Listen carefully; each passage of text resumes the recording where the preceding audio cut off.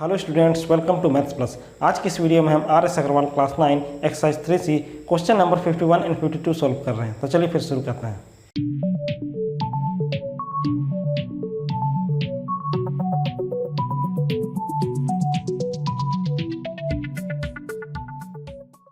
Question number 51 है x² minus 2x plus 7/16। इसमें भी हम लोग को मिडिल टर्म को स्प्लिट करके फैक्टराइज करना है। इसका सॉल्यूशन हो जाएगा x² माइनस 2x प्लस 7/16। यहाँ पर जो कांस्टेंट टर्म है वह एक रेशनल नंबर है, इसीलिए x² को हम लिख सकते हैं x²/1 माइनस 2x को भी हम लिख सकते हैं माइनस 2x/1। अब तीनों का डिनोमिनेटर का एलसीएम हो जाएगा 16।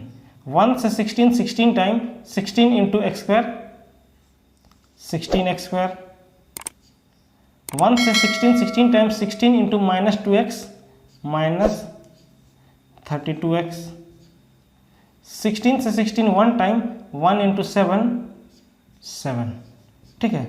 अब 16x² माइनस 32x प्लस 7, तीनों का कॉमन फैक्टर क्या है 1/16।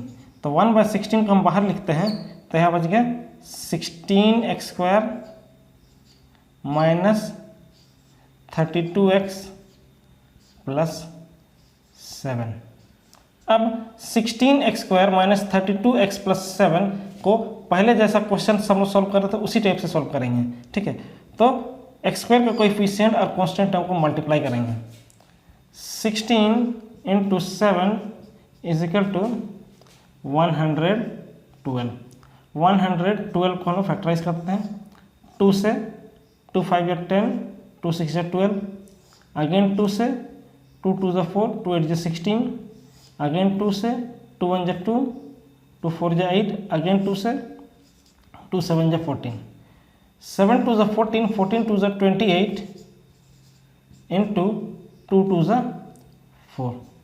यहाँ का पॉजिटिव साइन बता रहा है कि दोनों इंटीजर्स सेम साइन के होंगे, और यहाँ का नेगेटिव साइन बता रहा है दोनों इंटीजर्स नेगेटिव साइन के हैं। तो minus 28 into minus 4 is equal to 112, और minus 28 plus minus 4 is equal to minus 32। ठीक है। तो मिडिल टर्म माइनस 32 को हम लोग स्प्लिट करके लिख सकते हैं माइनस 28 प्लस माइनस 4। ठीक है। तो अब इस एक्सप्रेशन को हम लिख सकते हैं 1/16 into 16x² minus 28x minus 4x plus 7। 1/16 into 16x² minus 28x, दोनों में कॉमन फैक्टर क्या है 4x। तो 4x बाहर निकाल लिए तो 16x² में बच गया 4x, माइनस 28x में बच गया माइनस 7। माइनस 4x प्लस 7, दोनों में कॉमन फैक्टर क्या है माइनस 1। माइनस 1 बाहर निकाल लिया तो माइनस 4x में बच गया 4x, और 7 में बच गया माइनस 7। 1/16 इंटू यहाँ पर और यहाँ पर कॉमन फैक्टर क्या नज़र आ रहा है 4x माइनस 7, 4x माइनस 7। तो 4x माइनस 7 को हम बाहर निकाल लेते हैं, तो यहाँ पर बच गया 4x और यहाँ पर बच गया माइनस 1। ठीक है। अब 1/16 को या तो हम 4x माइनस 7 से इंटू करेंगे या फिर 4x माइनस 1 से इंटू करेंगे। तो फिलहाल 1/16 को हम लोग 4x माइनस 7 से इंटू करते हैं। 4x into 1/16 minus 7 into 1/16 into 4x minus 1। 4 1 जा 4, 4 4 जा 16। तो x into 1 x/4 minus 7 into 1 7/16 into 4x minus 1। तो हमारा रिक्वायर्ड सॉल्यूशन है x/4 -7/16 into 4x - 1। This is your required solution. ठीक है, क्वेश्चन नंबर 52 है 1/x² - 2x - 9। इसको फैक्टराइज करना है, तो ये भी क्वेश्चन नंबर 51 की तरह ही सॉल्व होगा। सॉल्यूशन हो जाएगा 1/3x² - 2x - 9। यहाँ x² का कोएफिशिएंट एक रेशनल नंबर है, तो -2x को लिख सकते हैं -2x/1 और -9 को लिख सकते हैं -9/1।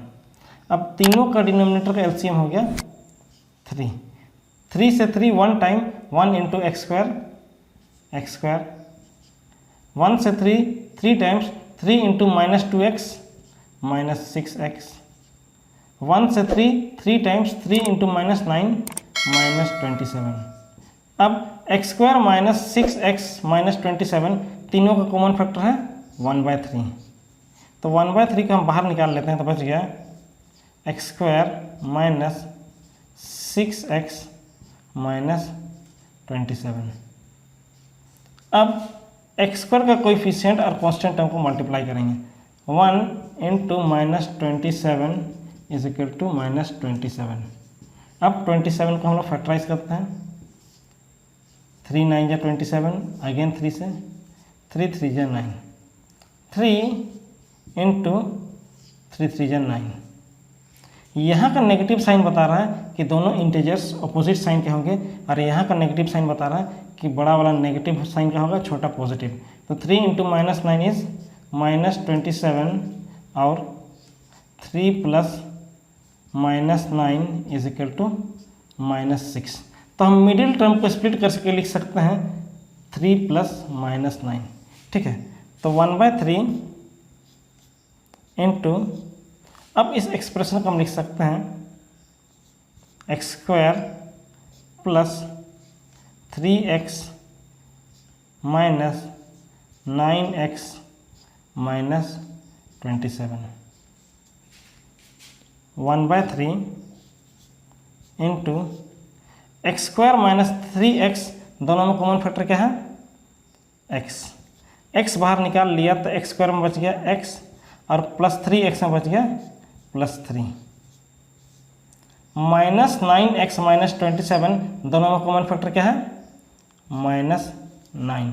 तो -9 निकाल लिया -9x में से, तो बच गया x, और -27 में से -9 निकाल लिया तो बच गया +3। 1/3 इंटू, यहाँ पर और यहाँ पर फिर से कॉमन फैक्टर क्या नज़र आ रहा है x + 3 x + 3। तो x + 3 को हम बाहर निकाल लेते हैं, तो यहाँ पर बच गया x और यहाँ पर बच गया -9।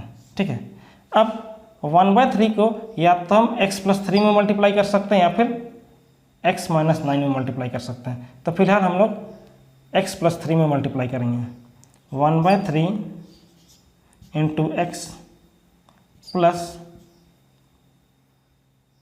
1/3 इंटू 3 इंटू x माइनस 9। 3 1 जा 3, 3 1 जा 3, तो 1 into x is x/3 plus 1 1 जा 1 इंटू x माइनस 9। और x/3 + 1 को हम लिख सकते हैं 1 + x/3 into x minus 9। This is your required solution. ठीक है।